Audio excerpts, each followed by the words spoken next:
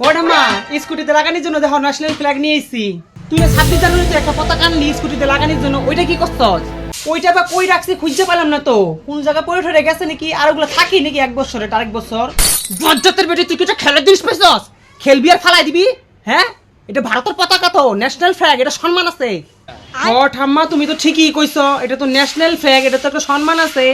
আমরা যেখানে থেকে রাস্তাঘাটে ফালাই দিই। আর ঠাম্মা এরকম ভুল করুম না, আমি যত্ন করে থুয়ে দিব এবার একটা। 15 আগস্ট গেলে পরে এটাকে ভালো মতো ভাস করে সুন্দরভাবে যত্নভাবে যেখানে তুই টাকা পয়সা সোনা দানা থোস ওইখানে সুন্দরভাবে ভরে থবি। আবার যখন 26 জানুয়ারি হইব তখন ওটা বাই করবি, ওটা সসম্মানে বাই করবি, বুঝছস? টাকা তো সবসময় মনে রাখবি।